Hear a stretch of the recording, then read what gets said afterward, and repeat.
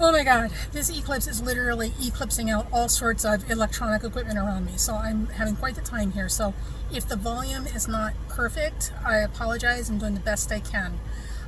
So I wanted to put this out there because I need some time and space to kind of work on this chart for Lily, Meghan and Harry's child, because there's a lot to unpack here. And because this is a child's chart, it's important that we are responsible and we do it right. So before I get into this, and this video right here is literally just about critical dates for her coming up very soon.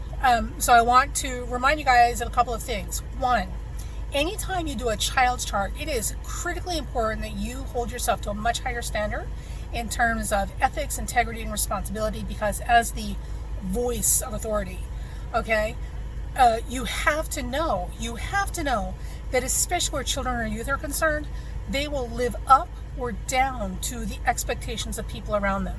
So when you're talking to parents, when you set expectations for them, for good or bad, those parents at some level are going to take what you're saying, and depending on how seriously they take you, will assume okay, that you must know what you're talking about. You've been right about everything else.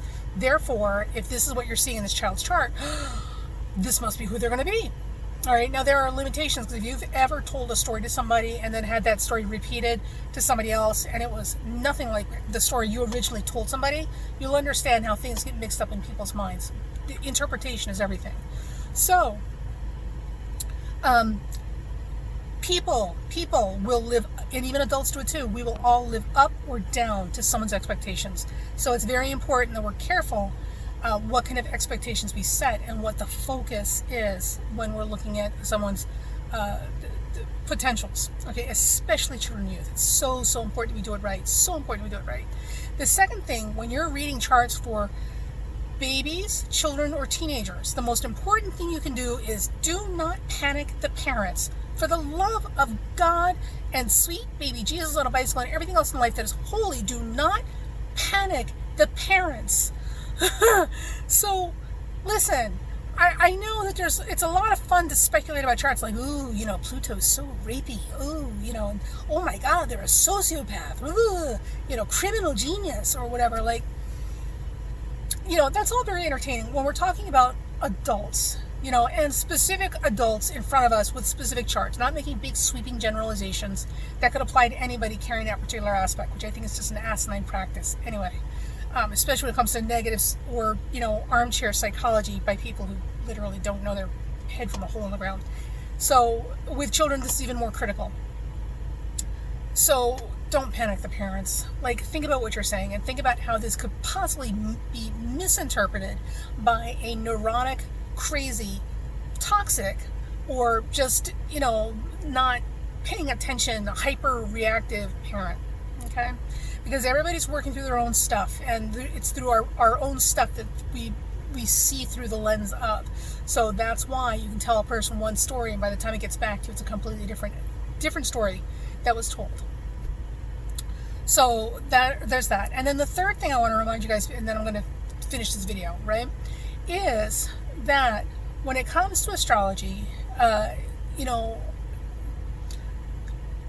we can't get rid of our karma. Like, we're all here with our own crosses to bear and our own, things to get through, right? We've all got our karma that we've got to work through in this lifetime. We can't get rid of that. Well, theoretically. However,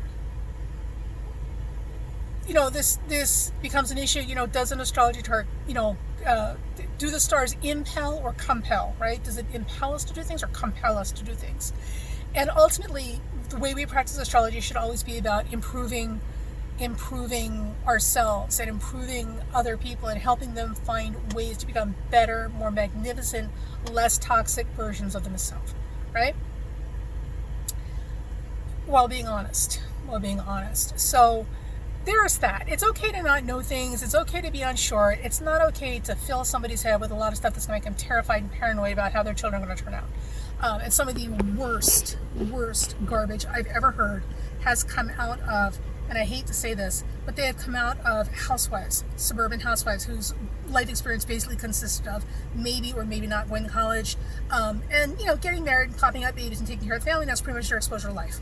So what happens is when they look at difficult charts, all their prejudice and all their bias and all their limited understanding of the world comes through in what they see, which is usually very damning and very judgmental and often wrong. However, for the person listening to it thinking that you're the voice of authority, they don't know that you don't know that. They don't know that you're literally, bleeding like a sheep through your limited perception of the world. They think that you're seeing something mystical that clearly you're seeing, with an objective eye.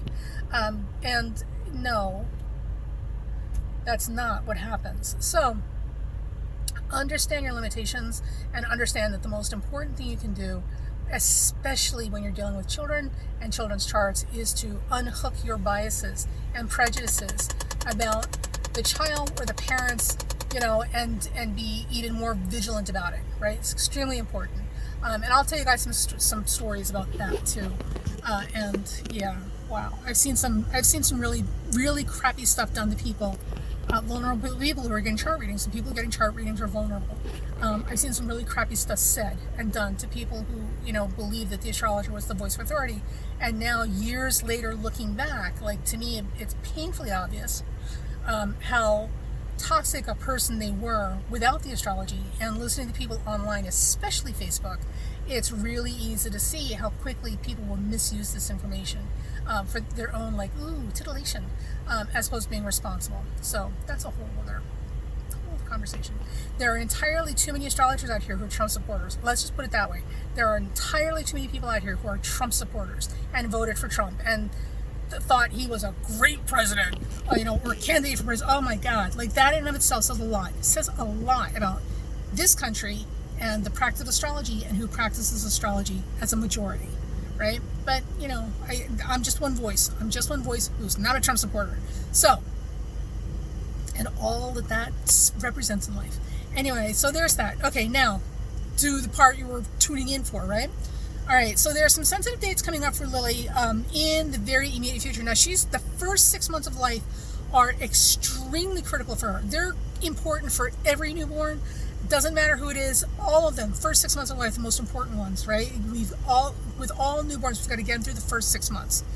With a Lily in particular, these first 6 months are significantly more crucial or critical, right, than typical for babies. And this is going to apply to pretty much all of the kids that are born under this eclipse, but we're talking specifically about Lily right now.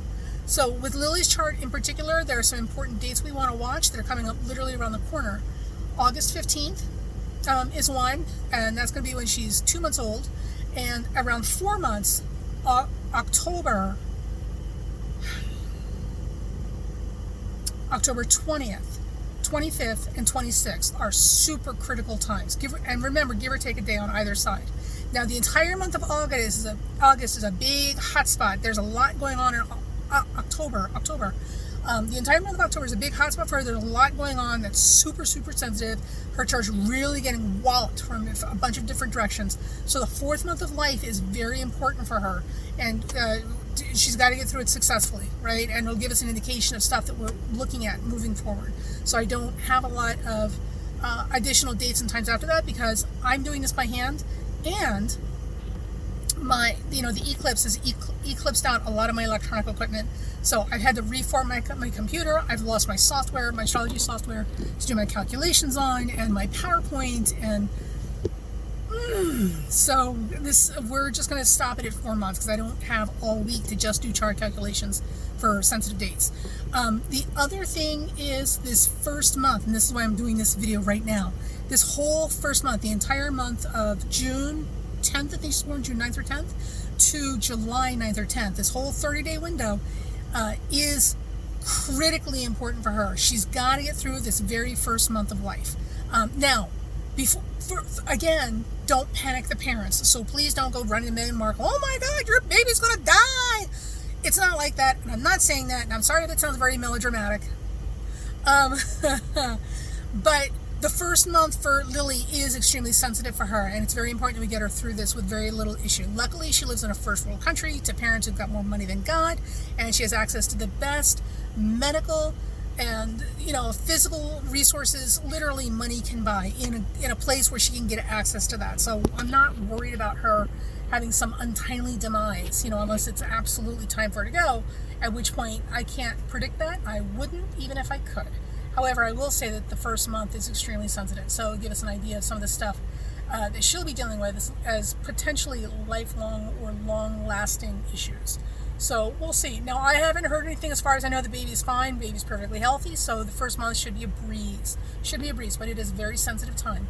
So those are the sensitive times that we've got for her coming up.